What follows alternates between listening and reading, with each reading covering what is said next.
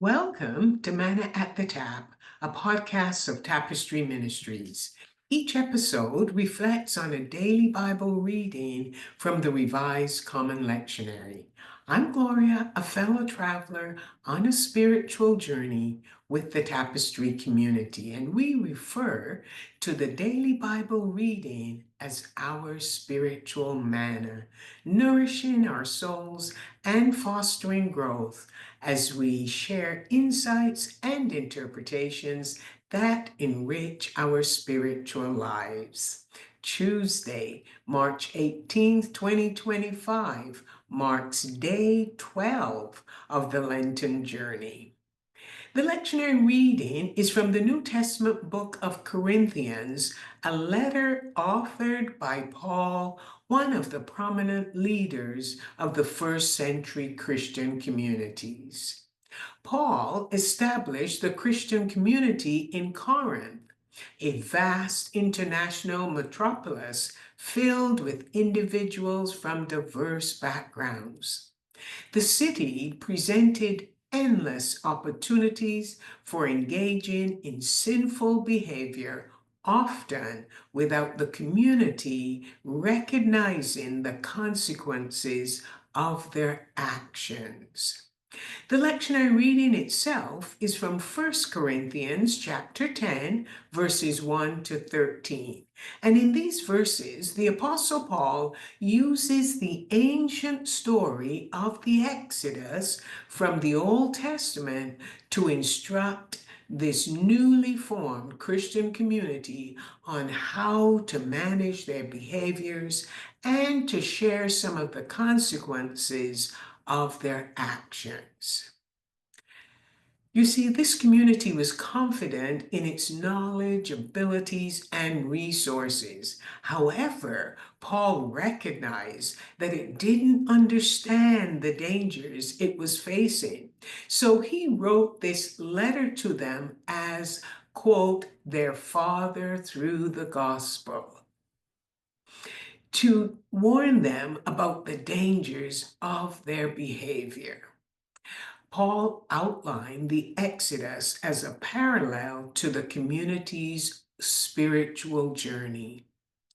He begins, the Lord led the people in a pillar of cloud by day, and the people all crossed through the Red Sea. This resulted in their collective experience of God's presence and deliverance.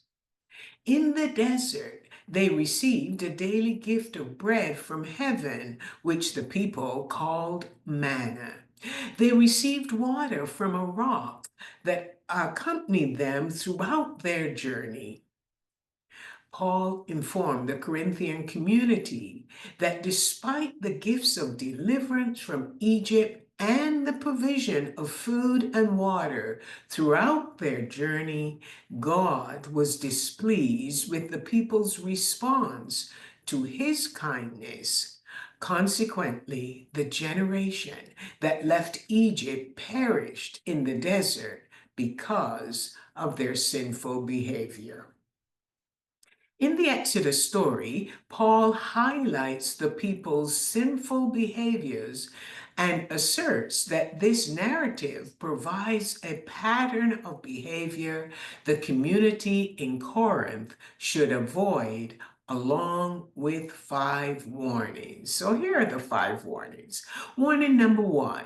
Paul warned against the craving and desire for evil things. In the desert, some individuals longed for meat. However, after receiving and consuming the meat, they died, and they were buried in the graves of craving. Warning number 2. The people in the desert fashioned a golden calf and began to worship it while they ate and drank. Despite receiving spiritual nourishment on their journey, they were actually questioning God's faithfulness. Warning number 3. Paul reminded the Corinthian community about God's judgment. He judged the men in the desert because they engaged in sexual behavior with women of Moab, and they also participated in sacrifices to these women's idols. Warning number 4, testing God. The people in the desert tested God's patience. They did this by complaining about the lack of bread and the lack of water, and subsequently they faced the threat of deadly snakes that bit and killed many of them. Warning number 5. Paul reminded them that the people express dissatisfaction by grumbling, murmuring, and complaining about the food, the water, and the leadership. These people lived in the desert for 40 years, but can you imagine the struggles Moses and the people faced during that time? Paul reminded the community in Corinth that despite the people's behavior in the desert, God, yes, God sustained them and never let them down.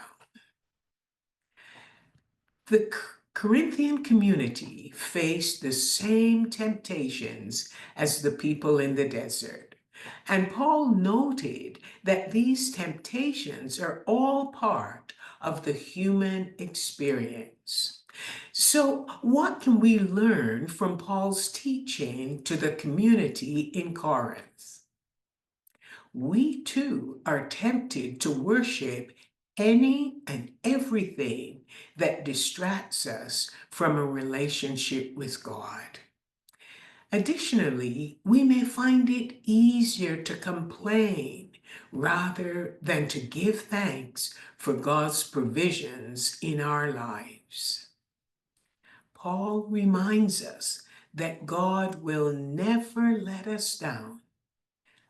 God is always faithful, even when we are unfaithful.